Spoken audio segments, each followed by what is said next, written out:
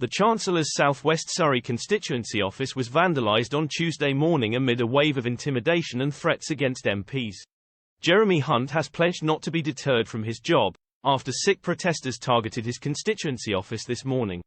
The Chancellor's local office in Hindhead, Surrey, was daubed with the phrase, "DlE TORY S-C-U-M," 3 times, just one day ahead of his much-awaited budget. The vandalism attack, first reported by the Woking Newsmail, comes amid rising concerns about MP safety and threats to democracy by extremist groups, in the wake of both Just Stop Oil campaigns and protests by pro-Palestinian groups. Despite the despicable threat, Mr. Hunt has said he is standing his ground, and won't let the idiot protesters get in the way of British democracy. He said, "The British people are famously tolerant, which is why we have one of the most robust democracies in the world." He defiantly added, "We won't be deterred by a few idiots." The attack came on the same day that fellow Tory MP Andrea Jenkins revealed a sick email she had received laden with personal abuse and hoping her young boy gets molested.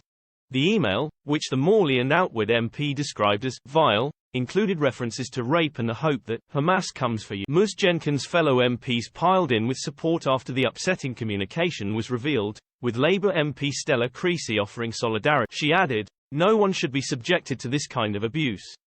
Senior Tory Sir Robert Buckland said the threat was disgusting and shameful, adding, "Bringing family into it is deeply disturbing." The latest spate of abuse directed to MPs comes just 4 days after Rishi Sunak blasted political intimidation in a dramatic Downing Street press conference. Taking to the steps outside Number 10 following the shock election of George Galloway, the Prime Minister addressed the shocking increase in extremist disruption and criminality in recent months. What started as protests on our streets have descended into intimidation, threats and planned acts of violence.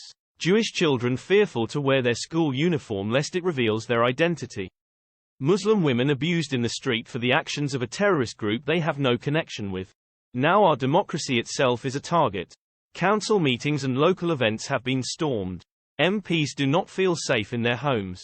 Long-standing parliamentary conventions have been upended because of safety concerns, and it's beyond alarming that last night, the Rochdale by-election returned a candidate that dismisses the horror of what happened on October 7, who glorifies Hezbollah and is endorsed by Nick Griffin, the racist former leader of the BNP. Last month, Tory MP Tobias Ellwood faced a protest outside his private family home by up to 100 Palestinian activists, while his 2 children were in. The targeting of the MP's home was condemned as chilling and unacceptable.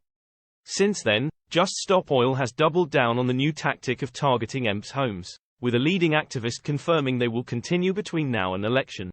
Dr. Graham Buss said, "We're going to be standing outside the homes and offices of MPs but in an entirely non-violent way.